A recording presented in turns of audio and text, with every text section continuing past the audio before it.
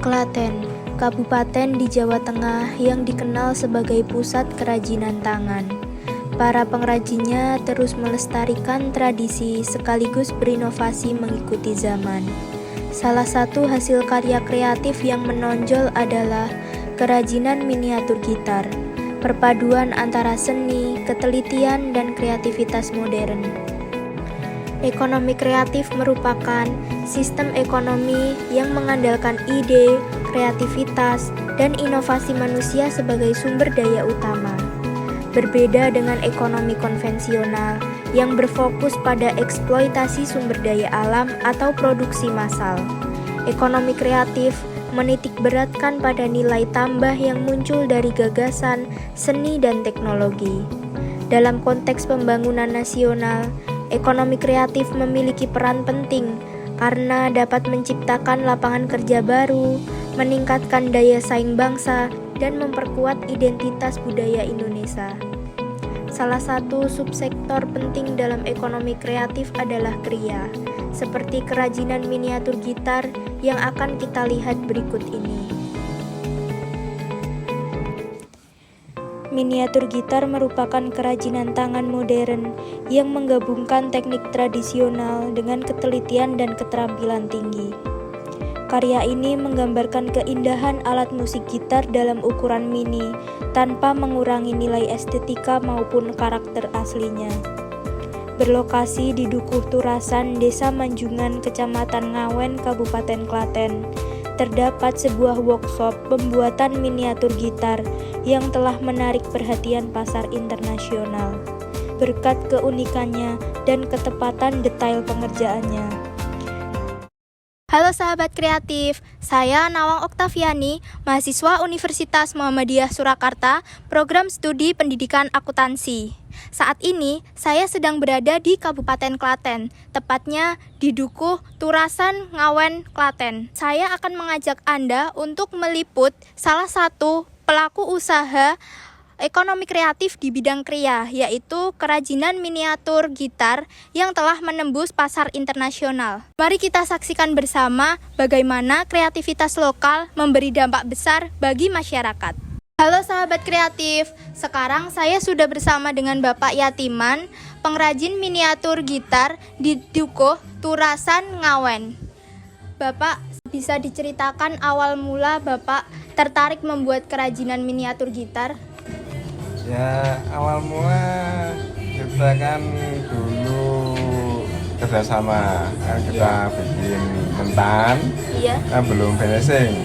Mentan kerjasama sama di Jogja, terus kita ngembangin kan, ya apa bisa menjanjikan gitu. Di tengah berkembangnya industri kreatif, Pak Yatiman melihat peluang usaha yang menjanjikan dengan ide-ide sederhana dari sebuah karya kerajinan tangan yang dibuat dengan penuh kreativitas.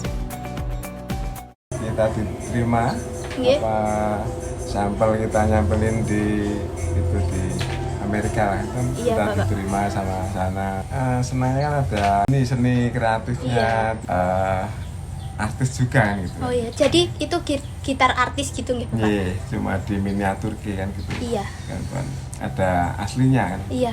Inspirasi Bapak Yatiman dalam membuat miniatur gitar berawal dari kecintaannya terhadap alat musik gitar. Kegemarannya pada gitar asli mendorong beliau untuk berkreasi dan mencoba menghadirkan bentuknya dalam ukuran kecil.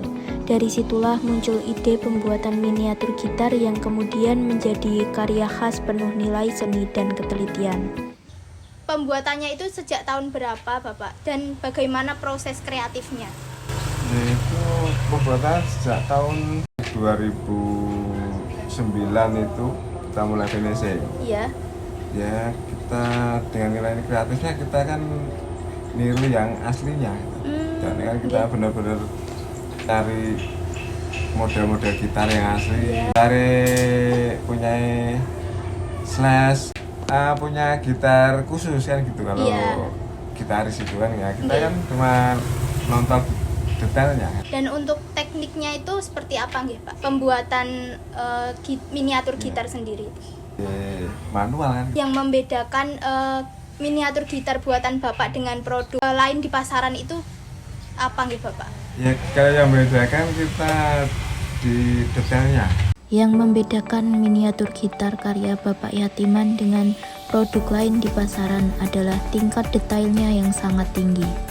Setiap bagian dibuat menyerupai gitar asli, lengkap dengan angka, not, dan pengatur volume yang tampak nyata. Untuk menjaga kualitas setiap produknya itu agar selalu ternilai seninya dan daya tarik masyarakat itu bagaimana, Bapak? Kita jaga kualitas pertama dari bahan, Iya. nggak mau sembarang beli yang murah. Kayu mau nih, itu yang kriterianya yang udah tua. Kalau istilahnya yang kelas A lah, nggak melengkung lah, nggak Iya. bisa.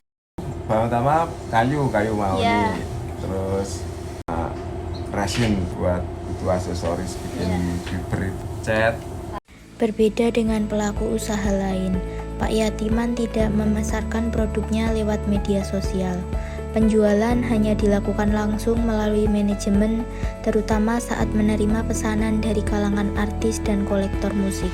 Proses produksinya sendiri, Bapak itu melibatkan seperti warga lokal gitu, atau ambil dari luar juga, atau bagaimana Bapak untuk dampak terhadap lingkungan sekitarnya? Jadi ada yang lingkungan sekitar ada bersama kan untuk mendukung semuanya ya pada tetangga desa terus daerah Klaten Boyolali gitu. Katanya ada yang disabilitas juga nggih Bapak pekerjanya. Untuk tantangan terbesar yang pernah Bapak lalui selama menjalankan usaha kerajinan ini seperti apa Bapak? Kalau tantangannya kan ya itu target sama mempertahankan kualitas sama kita menjaga kepercayaan itu yang beratan itu. Peluang kedepannya untuk usaha seperti ini itu bagaimana Bapak di era digital seperti ini? Yang kita kerjasama sama orang Amerika itu kan yang sana yang memasarkan. Oh jadi di sini itu cuma membuat produknya seperti itu ya Bapak. Iya. Gitu. Kedepannya itu bisa dikontenin di TikTok atau di Instagram itu mungkin lebih rame lagi Bapak. Dalam perjalanannya, Bapak Yatiman sempat menghadapi kendala dalam hal lisensi dan brand. Namun dengan semangat inovasi, kini produknya berhasil masuk pasar ekspor dan menjadi bagian dari industri kreatif Indonesia yang terus berkembang di era digital. Kedepan, dukungan teknologi dan media sosial diharapkan dapat memperkuat daya saing produk lokal di pasar global. Donald Trump waktu kampanye 2017 itu memesan dari sini nggih Bapak? Itu memesan berapa buah Bapak? Permintaannya 50.000 ke atas dulu. 50.000 ke atas gitu Pak? Tapi kan dulu kan belum ada tenaga kerja, masih pas-pasan lah. Baru ada 20-an apa tuh. Mari kita lihat proses pembuatannya. Kayu-kayu bekas yang sudah tidak terpakai disulap menjadi barang bernilai seni tinggi berupa miniatur gitar. Untuk membuatnya diperlukan keuletan dan ketelitian. Mula-mula, kayu bekas dipotong sesuai model gitar yang akan dibuat lalu dihaluskan. Selanjutnya, badan dan leher gitar dicat menggunakan cat semprot agar tampak menarik. Tahap berikutnya adalah perakitan. Dimulai dari pemasangan senar, grip, hingga merek gitar. Setelah semua bagian terpasang dengan rapi, miniatur gitar pun siap dipasarkan dan menjadi hasil karya tangan kreatif yang bernilai ekonomi.